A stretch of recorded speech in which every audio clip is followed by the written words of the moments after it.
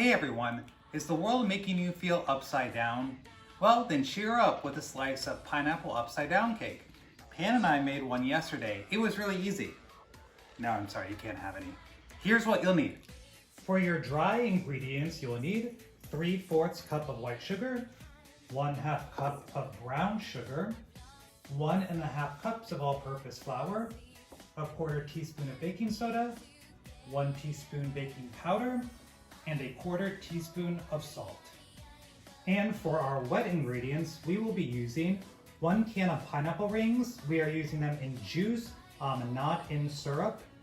1 can of maraschino cherries, 2 large eggs, 1/4 cup of sour cream, a teaspoon of vanilla extract, 1.5 sticks of butter, and 1/3 cup of milk.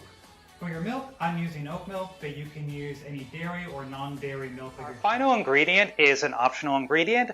I'm going to be adding 2 tablespoons of dark rum into my cake batter. The rum's going to give it a nice, spicy, rich flavor to your cake batter. A lot of recipes are going to say to add 3 tablespoons of rum. I recommend only adding 2 tablespoons because you don't want the rum to overpower the flavor of the cake. And we all know what happens when there's too much rum in your cake. Pan. Here's one of these ones.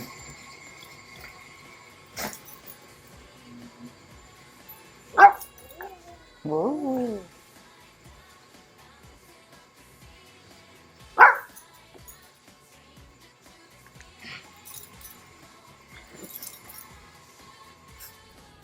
First, preheat your oven to 350 degrees. First, we're going to lay out our fruit on a piece of paper towel, and then you're going to take another paper towel and you're going to pat it dry. If you have any leftover pineapple slices yet, do not throw it out. Don't throw away the juice either, because you will be using those later in the recipe. Next, you're going to melt 1/2 stick of butter. You're going to pour it in your pan, and then with a brush the melted butter along the edges, making sure that every edge of your cake pan has butter on it.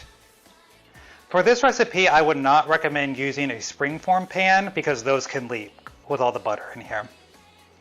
Now after you put your butter in there, you're going to take your brown sugar and you're going to sprinkle some brown sugar at the very bottom of your pan. So in the oven, this butter and this brown sugar, it's going to break down, and that's going to give you that nice caramel glaze at the top of your cake. Next, arrange the fruit at the bottom of your cake pan in whatever design you like. This is my favorite step of the process because it lets you use your creativity. Feel free to steal this design if you want, because I stole it from someone off Google. Next, whisk the dry ingredients together in a bowl. Separate bowl, whisk together the milk, the sour cream, and 1/4 cup of your leftover pineapple juice. In a third and final bowl, cream together the sugar and the butter in a mixer. As you can see, Pan is very excited about this step in the process. Then you're going to use a spatula and you're going to scrape down the sides of your mixing bowl to make sure all that butter and sugar is not stuck to the outside of your pan. Then we're going to alternate mixing together the wet ingredients and the dry ingredients into our cake batter.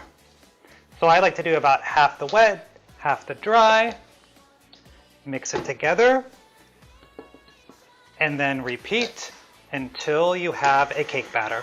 2 eggs to your mixture and continue to stir it. Then you're going to take your batter and you're going to pour it over your fruit, and then use your spatula to slowly smooth it over so that you get a nice, thin, even layer. Next, we're going to put it in the oven, and it's going to bake for 30 minutes at 350 degrees uncovered. Then you're going to bake it for an additional 15 minutes with foil on top of it. Alright, so my cake is done baking. I know it's baked all the way through because I can stick a wooden pick in there and it comes out clean. So after you take it out, let it rest for about 15-20 minutes. Then you're going to take a butter knife and slowly move it along the edge just to kind of loosen up your cake from the outside pan, because we put all of that butter in step 1 and we brushed it along the sides, it's going to hopefully come out very nicely. So take a plate, flip it over. Here's the moment of truth. Lift it up, and voila. You get a beautiful looking pineapple upside down cake that tastes delicious and was a lot of fun to make. All right, thank you so much for viewing this video. If you've enjoyed this, please like and subscribe to JMN Productions for more recipe ideas.